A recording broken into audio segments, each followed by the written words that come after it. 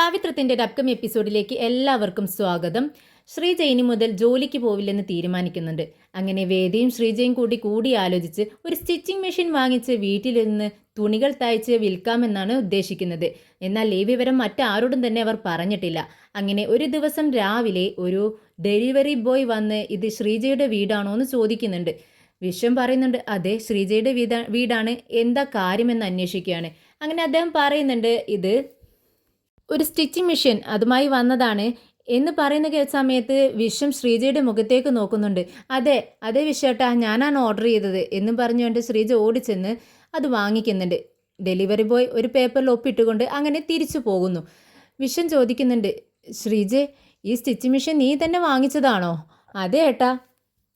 ഇത് കാണുന്ന സമയത്ത് നല്ല വില കൂടിയ മെഷീനാണെന്ന് തോന്നുന്നല്ലോ. ഒരു 15,000 രൂപ എങ്ങനെയെങ്കിലും ആയിട്ടുണ്ടാവും അല്ലേ ശ്രീജേന് ചോദിക്കുമ്പോൾ നമ്മുടെ വേദയും അവിടെ നിൽക്കുന്നുണ്ട്. വേദയാണ് മറുപടി പറയുന്നത്. എല്ലാം കൂടെ ഒരു 25,000 രൂപ വന്നിട്ടുണ്ടാവും വിശ്വേട്ടാ.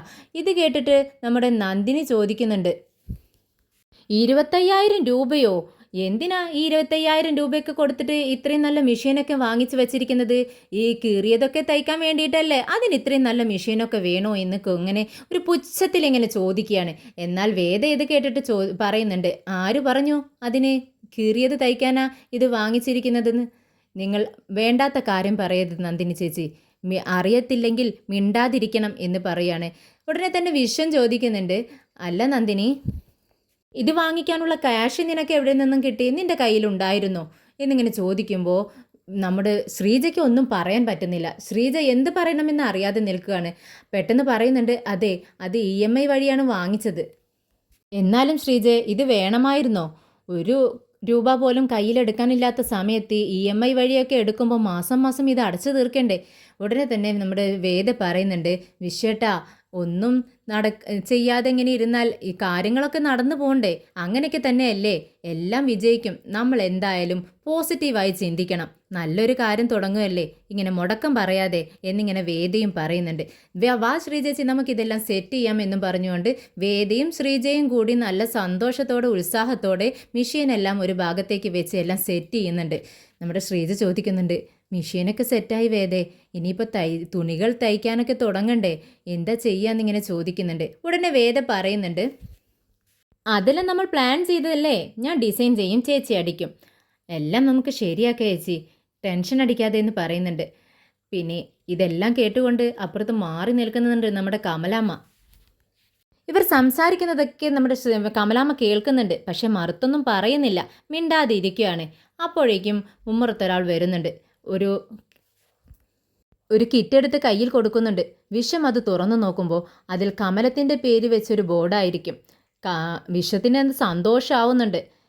വേദ അത് വേഗം വാങ്ങിച്ച് ഇങ്ങനെ ഇങ്ങോട്ട് നോക്ക് നന്ദിനി ശ്രീജേച്ചി എന്നും പറഞ്ഞുകൊണ്ട് ശ്രീജയ്ക്കാണ് കാണിച്ചു കൊടുക്കുന്നത്. പക്ഷേ വേദയുടെ ഉദ്ദേശം അത് കമലാമ്മയെ കാണിക്കുക എന്നുള്ളതാണ്. ശ്രീജേച്ചി എന്ന് വിളിച്ചതും കമലാമ്മയും ശ്രീജേച്ചിയും കൂടി ഒരുമിച്ച് തിരിഞ്ഞു നോക്കുന്നുണ്ട്. അങ്ങനെ കമലാമ്മയുടെ പേരിലുള്ള ബോർഡ് കാണുന്ന സമയത്ത് ഒരുപാട് സന്തോഷമാകുന്നുണ്ട്. നെയിം ബോർഡിൽ കമല ടൈലറിൽ നിന്നാണ് വെച്ചിരിക്കുന്നത്. വിശ്വത്തോട് വേദ പറയുന്നുണ്ട്, വിശ്വട്ടാ ഇത് കൊണ്ടുപോയി നമ്മുടെ വീടിൻ്റെ ഉമ്മറത്ത് സ്ഥാപിക്കണം എന്നിങ്ങനെ പറയുക. അങ്ങനെ വിശ്വം സന്തോഷത്തോടെ ഞാനൊരു ആണി എടുത്തുകൊണ്ട് വരാം, എന്നിട്ട് നമുക്കിത് അങ്ങ് ഉമ്മറത്ത് വെക്കാം എന്ന് പറഞ്ഞുകൊണ്ട് അത് നല്ല വൃത്തിക്ക് തന്നെ ഉമ്മറത്ത് കൊണ്ടുപോയി വെക്കുന്നുണ്ട് വിശ്വം.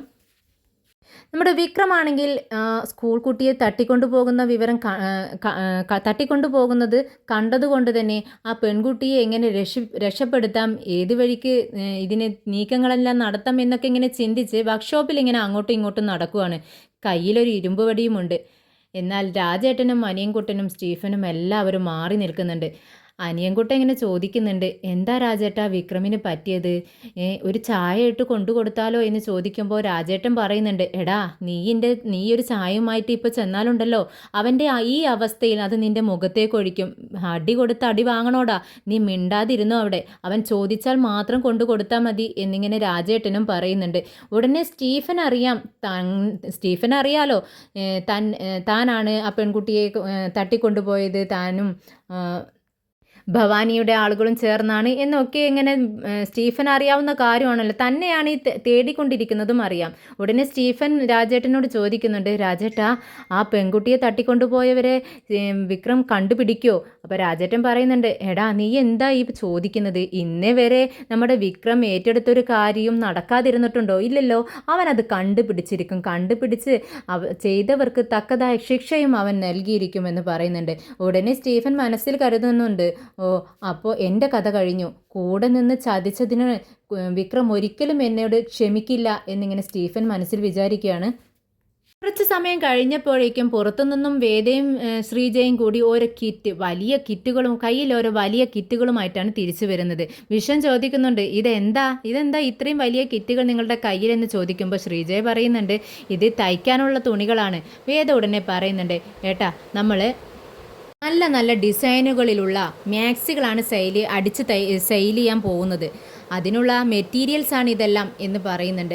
അങ്ങനെ വേദ ഡിസൈൻ ചെയ്ത് കൊടുത്ത ഒരു മോഡൽ ശ്രീജ ഇരുന്ന് നല്ല അടിപൊളിയായി തയ്ക്കുന്നുണ്ട്. വേദയ്ക്കത് കാണുമ്പോൾ നന്നായി ഇഷ്ടപ്പെടുന്നുണ്ട്. ശ്രീജച്ചി ഞാൻ പറഞ്ഞു തന്ന അതുപോലെ തന്നെ തയ്ച്ചിരിക്കുന്നു, എന്തായാലും അടിപൊളിയായിട്ടുണ്ട്. പക്ഷേ ഇത് മറ്റുള്ളവർ അറിയണം, ഒരു പരസ്യം പോലെ. നമുക്കിതൊരു ഷോപ്പിലാണെങ്കിൽ ഒരു ഡെമ്മിക്ക് ഇട്ട് കൊടുത്ത് പരസ്യം ചെയ്യാം. പക്ഷേ ഇത് അങ്ങനെയല്ലല്ലോ. നമുക്കിത് ഓപ്പണായിട്ട് എല്ലാവരെയും അറിയിക്കണം. ഇതിൻ്റെ റേറ്റും അറിയിക്കണം, ഇതിൻ്റെ ഗുണനിലവാരവും അവരറിയണം. പക്ഷേ അതിനെന്താ വഴി എന്നിങ്ങനെ ചിന്തിച്ചുകൊണ്ട് നിൽക്കുമ്പോൾ നമ്മുടെ നന്ദിനി ഒരു കിറ്റൊക്കെ കയ്യിൽ പിടിച്ച് ഡ്രസ്സൊക്കെ മാറ്റി നല്ല സുന്ദരിക്കുട്ടിയായിട്ട് പുറത്തേക്ക് പോകാനായിട്ട് ഒരുങ്ങി വരുന്നത് കാണാം. ഓ ചേച്ചി, ശ്രീജച്ചി, ഡെമ്മി കിട്ടി, നമ്മുടെ പരസ്യത്തിനുള്ള ഡെമ്മി കിട്ടിയെന്ന് ഇങ്ങനെ സന്തോഷത്തോടെ പറയുക. അപ്പോഴാണ് നന്ദിനി വരുന്ന ഇത് ശ്രീജ കാണുന്നത്. നന്ദിനി അടുത്തെത്തിയതും വേദ തൻ്റെ കയ്യിലിരിക്കുന്ന നൈറ്റി എടുത്ത് നന്ദിനിയെ കാണിക്കുന്നുണ്ട്. നന്ദിനി ചേച്ചി കണ്ടോ, ഈ നൈറ്റി കണ്ടിട്ട് എങ്ങനെയുണ്ട്, ഇഷ്ടപ്പെട്ടോ എന്ന് ചോദിക്കുക. ഉടനെ തന്നെ നന്ദിനി അത് പിടിച്ചു നോക്കുന്നുണ്ട്. എന്നിട്ട് പറയുന്നുണ്ട്, ആ തുണിയൊക്കെ നന്നായിട്ടിരിക്കുന്നു, പിന്നെ ഇട്ട് നോക്കിയാലല്ലേ ആരെങ്കിലുമൊക്കെ ഇട്ട് കാണുമ്പോഴല്ലേ ഇത് നന്നോ ഭംഗിയുണ്ടോ എന്നൊക്കെ അറിയത്തുള്ളൂ, അല്ലാണ്ട് എങ്ങനെ പറയാനാ എന്നിങ്ങനെ ചോദിച്ച ഉടനെ തന്നെ വേദ അതെടുത്ത് നന്ദിനിയുടെ ശരീരത്തിൽ അങ്ങ് വെച്ച് നോക്കുക. എന്നിട്ട് ഇങ്ങനെ പറയുന്നുണ്ട്, ശ്രീജച്ചി ഇത് നന്ദിനിയേച്ചിയുടെ അളവെടുത്ത് അടിച്ചതുപോലെയുണ്ടല്ലോ, ഇങ്ങനെ കാണാൻ നല്ല സുന്ദരിയായിരിക്കുന്നു. വേദേ, ഇതൊന്നും ക്യാഷ് കൊടുത്ത് വാങ്ങിക്കാൻ എൻ്റെ കയ്യിൽ ക്യാഷൊന്നുമില്ല, പിന്നെ വെറുതെ ആണെങ്കിൽ ഞാൻ ഇടും എന്നിങ്ങനെ വെറുതെ പറയാം നന്ദിനി. ഉടനെ തന്നെ വേദ പറയുന്നുണ്ട്, ചേച്ചി ഇത് എടുത്തോ, നീ എന്നെ കളിയാക്കണ്ട കേട്ടോ, ക്യാഷ് ഇല്ലയെന്ന് ഞാൻ നിന്നോട് മുന്നേ പറഞ്ഞു, എൻ്റെ കയ്യിലൊരു 10 പൈസ ഇല്ല. ഇത് കേട്ട് വേദ പറയുന്നുണ്ട്, നന്ദിനി ചേച്ചി ഇത് ക്യാഷൊന്നും തരണ്ട, ചേച്ചിക്ക് ഫ്രീ ആയിട്ട് ഞങ്ങൾ അങ്ങ് തരുവാണ്. എന്തായാലും അടിപൊളിയായിട്ടുണ്ട്, ചേച്ചി ഇട്ടോണ്ട് വാ, എന്നിട്ട് കടയിലേക്ക് പോകുമ്പോൾ ഇത് ഇട്ടോണ്ട് അങ്ങ് പോ. ചേച്ചി അവരെല്ലാവരും കളിയാക്കാറില്ലേ ബൊമ്മക്കുട്ടി എന്ന് വിളിച്ചിട്ട്, പക്ഷേ ഇത് ഇട്ടാലുണ്ടല്ലോ നല്ല സുന്ദരി കുട്ടിയായിരിക്കും, ഇട്ടോണ്ട് വാ എന്ന് പറയാണ്. അങ്ങനെ നന്ദിനി അത് ഇട്ടോണ്ട് വരുന്നുണ്ട്. ഉടനെ വേദ ഇങ്ങനെ പുകഴ്ത്തിക്കൊണ്ട് സംസാരിക്കുക നന്ദിനിക്കത് നന്നായി ഇഷ്ടപ്പെടുന്നുണ്ട്. ഇത് ഇട്ട് കഴിഞ്ഞപ്പോൾ നന്ദിനി ചേച്ചി നല്ല സുന്ദരി കുട്ടിയായിട്ടുണ്ട് കണ്ടോ, ഇപ്പോൾ തടിയെല്ലാം കുറഞ്ഞതുപോലെ തോന്നുന്നത്. ചേച്ചിയെ കളിയാക്കവരുണ്ടല്ലോ, അവരുടെ മുന്നിലൂടെ നടന്നുകൊണ്ട് പറയണം, ഇതേ ശ്രീജേച്ചി തയ്ച്ചതാണ്, 400 രൂപ, ഇതിന് 400 രൂപ മാത്രമേ ഉള്ളൂ എന്നൊക്കെ അങ്ങ് കാച്ചി വിടണം എന്നൊക്കെ ഇങ്ങനെ പറഞ്ഞു കൊടുക്കുകയാണ്. ഇതെല്ലാം വേദയുടെ അടവുകളാണ്. പക്ഷെ നന്ദിനിക്കിത് മനസ്സിലാവുന്നില്ല. പൊട്ടത്തരം കുറച്ച് അധികമായതുകൊണ്ട് തന്നെ വേദ പറയുന്നതെല്ലാം നന്ദിനി എങ്ങും വിശ്വസിക്കുന്നുണ്ട്. അങ്ങനെ അത് ഇട്ടുകൊണ്ട് വേദ നീ പറയുന്നത് പോലെ തന്നെ ഞാൻ പറഞ്ഞോളാം, എല്ലാവരും കാണട്ടെ, എന്തായാലും അവർ കണ്ടു കൊതിക്കട്ടെ എന്നൊക്കെ പറഞ്ഞ് നമ്മുടെ നന്ദിനി കവറും എടുത്തുകൊണ്ട് കടയിലേക്ക് അതും ഇട്ടുകൊണ്ട് പോവുകയാണ്.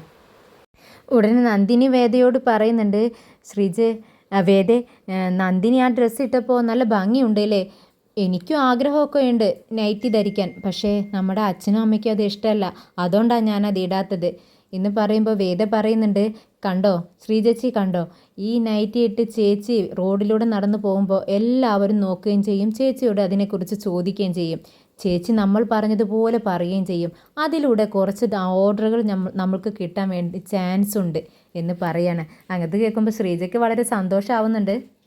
സ്റ്റീഫൻ പെട്ടെന്ന് തന്നെ ഭവാനിയുടെ അടുത്തെത്തുന്നുണ്ട്. ചേട്ടാ, നമ്മുടെ വിക്രമുണ്ടല്ലോ, വിക്രം ഈ പെൺകുട്ടിയെ തട്ടിക്കൊണ്ടുപോയ കേസിൽ അന്വേഷിച്ച് തുടങ്ങിയിട്ടുണ്ട്. വെറുമൊരു അന്വേഷണമല്ല, ശക്തമായ അന്വേഷണം തന്നെയാണ് നടത്താൻ തീരുമാനിച്ചിരിക്കുന്നത്. എനിക്ക് പേടിയാവുന്നു. ഒപ്പം നിന്ന് ഞാനാണ് അദ്ദേഹത്തെ ചതിച്ചതെന്ന് അറിഞ്ഞാലുണ്ടല്ലോ, എന്നെ പിന്നെ വെച്ചേക്കില്ല, കൊന്നു കളയും. ഇത് കേട്ട് ഭവാനിക്ക് ദേഷ്യം വരുന്നുണ്ട്. എടാ മിണ്ടാതിരിക്കടാ. അല്ല, ഞാൻ സത്യ പറയുന്നത്. നമ്മളെല്ലാവരും മുഖംമൂടി ധരിച്ചത് വളരെ നന്നായി. പക്ഷേ അപ്പോഴേക്കും വിക്രമേട്ടൻ ആ പെൺകുട്ടിയുടെ മുഖവും കാറും വാനും നോട്ട് ചെയ്തിരിക്കുന്നു. അത്ര വലിയ ആളാണ് നമ്മുടെ വിക്രമേട്ടൻ. നിങ്ങൾക്ക് അറിയാഞ്ഞിട്ട് അദ്ദേഹത്തെ പറ്റി എന്നൊക്കെ ഇങ്ങനെ വിക്രമിനെ കുറിച്ച് പറയുന്ന സമയത്ത് ഭവാനിക്ക് ദേഷ്യം വരുന്നുണ്ട്. എടാ, ഒരു പ്രശ്നവും ഉണ്ടാവില്ല. അവൻ്റെ ഓർമ്മശക്തിയാണോ എൻ്റെ ബുദ്ധിശക്തിയാണോ വലുതെന്ന് ഞാൻ കാണിച്ചു തരാം. നീ പേടിക്കാതെ ധൈര്യമായിട്ടിരിക്കടാ എന്ന് സ്റ്റീഫനോട് പറയുന്നുണ്ട്. അങ്ങനെ നൈറ്റിയും ധരിച്ച് ഷോപ്പിലേക്ക് പുറപ്പെട്ട നന്ദിനിയോട് എല്ലാവരും ചോദിച്ചു തുടങ്ങി. വേദ ഉദ്ദേശിച്ചതുപോലെ തന്നെ, എടി നന്ദിനി, നീ ഇന്ന് നൈറ്റി ധരിച്ചിട്ടാണല്ലോ പോകുന്നത്, ഇത് എവിടെ നിന്ന് വാങ്ങിച്ചോ, നന്നായിട്ടുണ്ടല്ലോ എന്നൊക്കെ ഇങ്ങനെ ചോദിക്കുകയാണ്. ഉടനെ തന്നെ നന്ദിനി പറയുന്നുണ്ട്, അതെ, ഇത് ആര് തയ്ച്ചതാണെന്ന് അറിയാവോ? എൻ്റെ ശ്രീജേച്ചി തയ്ച്ചു തന്നതാ. ഇത് കടയിൽ നിന്നും വാങ്ങുന്ന സമയത്ത് 1500 രൂപയാവും. ഇത് വീട്ടിലായതുകൊണ്ട് 400 രൂപയ്ക്ക് കിട്ടും. എങ്ങനെയുണ്ട് എന്നൊക്കെ പറയാം. പിന്നീടും എല്ലാവരും നടന്നു പോകുന്ന സമയത്ത് എല്ലാവരും നന്ദിനിയെ നോക്കിക്കൊണ്ട് ഇത് തന്നെ ചോദിക്കുന്നത്. നന്ദിനി എന്ത് പറ്റി ഇന്ന് ഈ ഡ്രസ്സ് ഇട്ടിട്ട്, എന്താ ഏതാന്നൊക്കെ ഇങ്ങനെ ചോദിക്കുന്നുണ്ട്. ഇത് കേട്ടിട്ട് നന്ദിനി വീണ്ടും പറയുന്നുണ്ട്, ദേ നിങ്ങളൊക്കെ എന്നെ കളിയാക്കിയിരുന്നില്ലേ? എന്നെ എന്താ വിളിച്ചിരുന്നത്? കുന്താണിന്ന്. ഇപ്പോൾ അത് എന്നെ വിളിച്ചാലേ ഞാൻ എൻ്റെ വായിലിരിക്കുന്നതൊക്കെ കേൾക്കും. എന്നെ കാണുമ്പോൾ ഇപ്പോൾ എങ്ങനെയുണ്ട്? ഒരുപാട് പ്രായം കുറഞ്ഞതുപോലെ തോന്നുന്നില്ലേ എന്നൊക്കെ ഇങ്ങനെ ചോദിക്കുകയാണ്. അപ്പോൾ അയൽവാസികളും പറയുന്നുണ്ട്, അതെ, നീ ഇങ്ങനെ ഒരു നൈറ്റി ഇട്ടു എന്ന് വെച്ച് ഇങ്ങനെ അഹങ്കരിക്കൊന്നും വേണ്ട. പിന്നെ ഇതെല്ലാവർക്കും തയ്ച്ചു കൊടുക്കുമോ ശ്രീജ? ഞങ്ങൾ ചോദിച്ചാലും തയ്ച്ചു തരുമോ എന്നിങ്ങനെ ചോദിക്കുന്ന സമയത്താണ് നന്ദിനിക്ക് മനസ്സിലായത്, ഇതെല്ലാം വേദയുടെ കളികളാണോ? മാക്സി നൈറ്റിയുടെ ഒരു